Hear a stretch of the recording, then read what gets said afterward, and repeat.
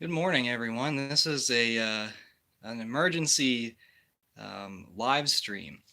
So Pope Francis has reversed Summorum Pontificum, and I have the article posted in the link in the description.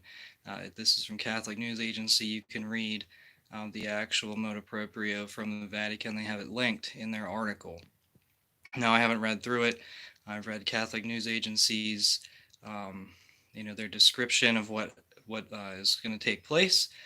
And this is, I mean, it was kind of expected, but it's going to significantly restrict diocesan priests being able to say the Latin Mass, especially in a diocese with a corrupt bishop.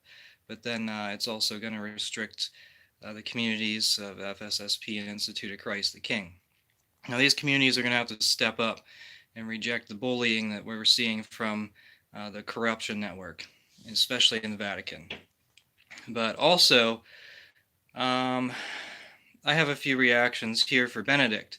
And I don't know if I'm going to talk about this a little, I don't know if I'm going to talk more in depth about Summorum Pontificum. I may record a video later today or tomorrow, discussing point by point what it means. But, I think someone like Taylor Marshall is going to get around to it, before I do, because I got a job to work at during the day. But I think what this means is Benedict is still alive.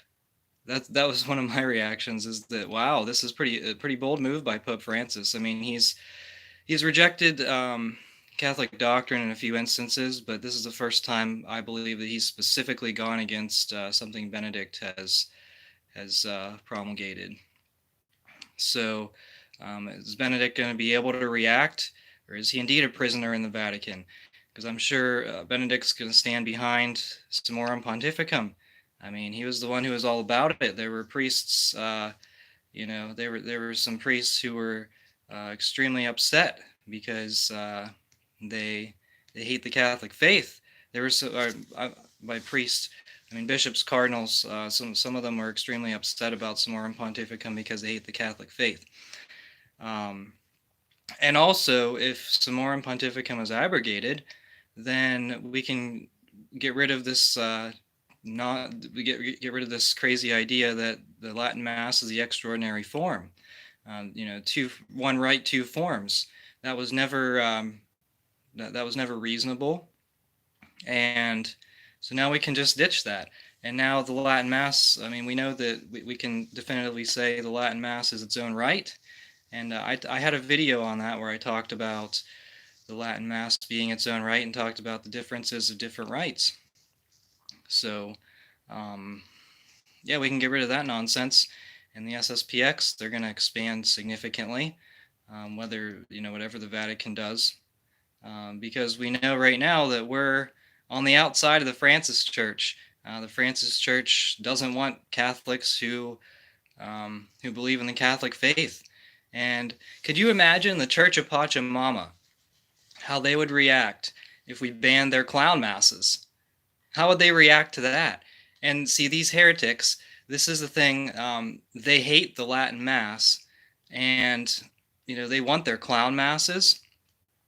But what does the Latin Mass do? Like, what does a Latin Mass? How does it impact the Church of Pachamama? It doesn't. So they want to ban a mass that has no impact on anything that they do. It's just that, oh, there's people that are mean on Twitter. All right, who cares? Don't go on Twitter or block the people. Who cares? So it's really, this is the Church of Pachamama is in power. They're fighting hard against us. This is their crackdown of the Catholic faith, and we're gonna have to fight back. I mean, the people in dioceses with horribly corrupt bishops, there's plenty of them. This is going to be this is going to be really tough. This is going to be very problematic for those people. So if you're in like the Archdiocese of Chicago, Washington, Newark, New Jersey, the Diocese of San Diego, Lexington, Kentucky, a lot of different places, that's it's going to be tough. You're going to have to find an SSPX church or find an Eastern liturgy. That's what you're going to have to do. Um, I'll I might go over this new motu proprio today, like I said, but we'll see if I'm sure there's going to be a lot of other videos where people discuss this in detail, point by point, and you know, but we're going to have to kind of network together. And you're going to have to find local people who are Catholics who actually believe in the Catholic faith. This was something that I said was important before, but now it's even more important now. So, all right. Well, thank you so much for watching. Um, we're going to have to let our voices be heard because we are the laity and we will not be silent.